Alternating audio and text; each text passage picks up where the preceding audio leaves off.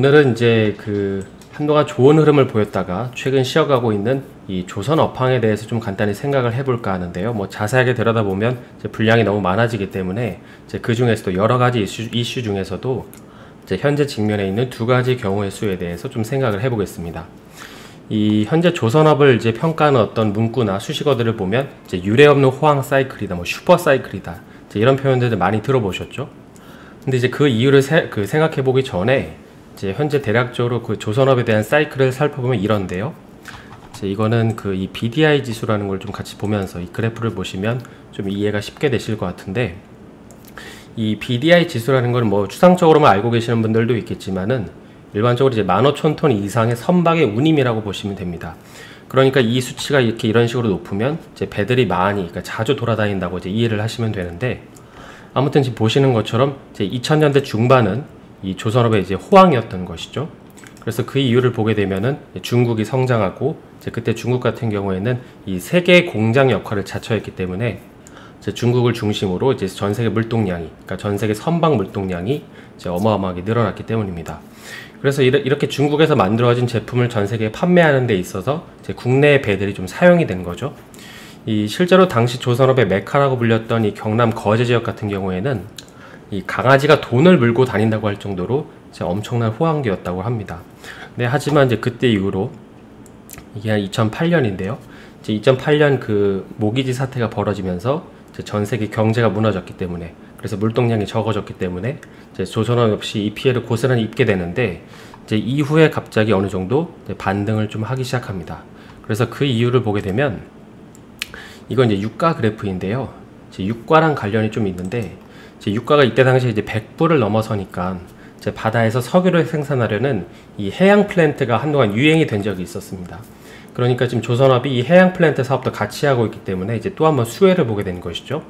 근데 하지만 이때를 이제 끝으로 이제 이런 식으로 이 조선업은 쭉 내리막을 걷게 됩니다. 그래서 그 이유는 크게 두 가지가 있는데요. 한 가지는 이제 보시는 것처럼 이 해양 플랜트 수주를 좀 따내기 위해서 이 조선 3사가 출혈이 너무 심했거든요. 경쟁을 너무 강하게 했기 때문에 이제 그들끼리 좀 스크래치가 많이 났고, 이제 두 번째는 우리가 잘 아는 것처럼 이 미국에서 셰일가스가 발견됐기 때문에 이제 이런 식으로 유가가 크게 하락을 했기 때문입니다. 그래서 이 두 가지 사건을 계기로 이제 국내 조선 3사는 이제 엄청난 침체기를 이제 겪게 되는 것이죠. 근데 아니나 다를까 2019년에는 미국이랑 이제 중국의 어떤 미중 전쟁, 그리고 이제 작년에는 이제 코로나가 창궐하면서 이제는 그 싹까지도 거의 다 밟아버린 것입니다.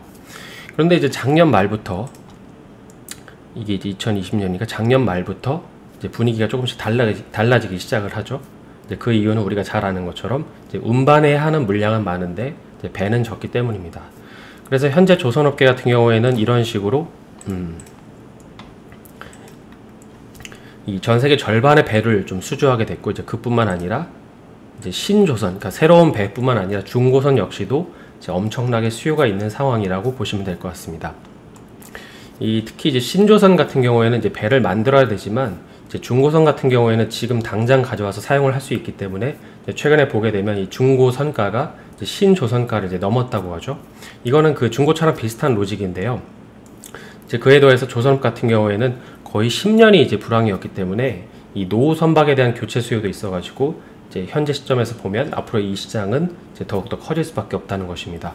그래서 이게 이제 올해 초에 조선주들의 어떤 주가를 끌어올린 이 배경이라고 생각을 하시면 되는데, 근데 최근 흐름을 보면 이제 지난 5월을 기점으로 이제 쭉 하락을 하고 있죠.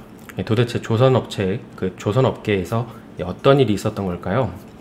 이 여러 가지 원인이 있겠지만은 한 가지 힌트를 얻을 수 있는 거는 이제 철강 섹터에서 그 답을 얻을 수 있는데요.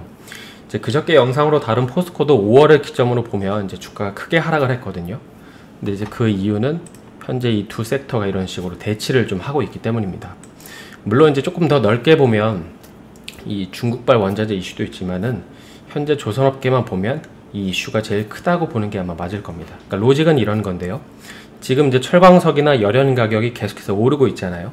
그래서 포스코나 현대제철이 이렇게 비싸게 가지고 와서 이제 조선사들에게 공급을 하는데, 이 부분에 대한 가격 인상 반영이 이제 제대로 안 되고 있다는 것입니다.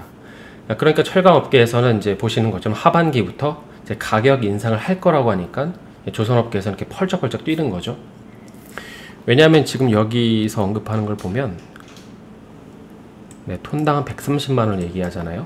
이 톤당 이 130만원 정도가 되면 이 조선사들의 제조 원가는 이제 올라갈 수밖에 없기 때문입니다. 그래서 여기 기사에서는 말을 조금 어렵게 표현하는데 쉽게 설명하면 이런 거예요. 이 만약에 후판 가격이 톤당 130만원이라고 가정을 했을 때 이 배를 만드는 비용을 계산해 보면 평균적으로 한 7%가 상승을 한다고 합니다. 그리고 이건 이제 영업이익에 치명적이겠죠. 그래서 당장 그 현대미포조선 같은 경우 여러분이 이렇게 검색을 해보시면 이제 올해 2021년 전체 영업이익률이 2%이거든요. 그러니까 만약에 이런 상황에서 이제 후판 값을 올려버리면 최악의 경우 영업이익률이 마이너스가 될 수 있기 때문입니다. 그래서 이런 우려감들이 이제 현재 주가에 반영이 되고 있는 것이죠. 그럼 이제 여기서 질문이 생기는데요. 아니 그러면은 조선사들도 비싸게 가지고 왔으니까 철강업체처럼 이 비싸게 배를 팔면 안 되냐고 하실 수 있는데, 이거는 한번 곰곰이 생각을 해보시면 바로 이해가 되실 텐데, 이 현재 전 세계 같은 경우에는 코로나로 인해서 이 투자를 줄인 상태에서 갑자기 수요가 늘어난 거잖아요. 그렇기 때문에 이제 공급 부족 현상이 있지만 이게 일시적일 수도 있다는 생각을 해야 됩니다. 그러니까 배를 사는 수요자들 입장에서는 이제 무조건적으로 낙관적으로 생각을 해서 대량 발주를 낼 수가 없는 것이죠.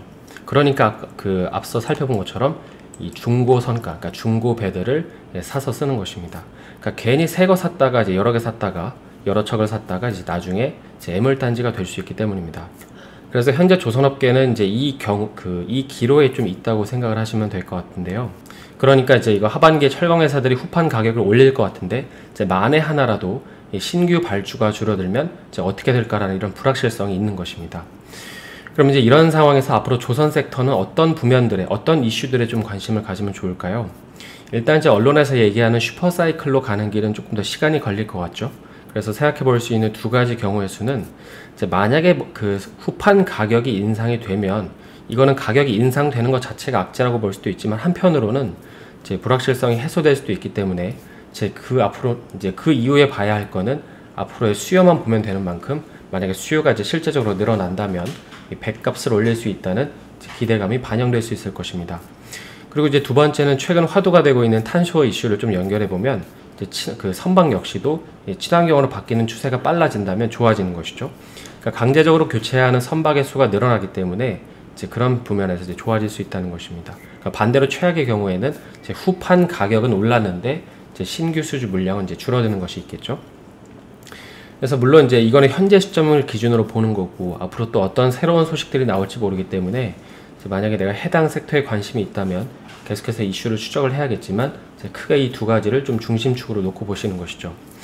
사실 이제 철강이나 조선 같은 경우에는 서로에게 워낙 필요한 존재다 보니까는 아마 이제 어느 한쪽으로 일방적으로 이렇게 누가 손해를 보거나 이득을 보는 구조를 취하기는 어렵지 않겠는가라는 컨센이 있긴 한데요. 아무쪼록 둘 다 힘들다고 하는데, 이번에 결정이 되는 쪽이 조금 더 힘든 쪽이라고 보시면 될 것 같습니다. 오늘은 이제 최근 조선업이 지지부진한 이유에 대해서 좀 살펴봤는데요. 남은 하루 마감 잘 하시고 저는 내일 다시 인사드리겠습니다. 오늘 영상이 도움이 되셨다면 좋아요와 구독 부탁드립니다.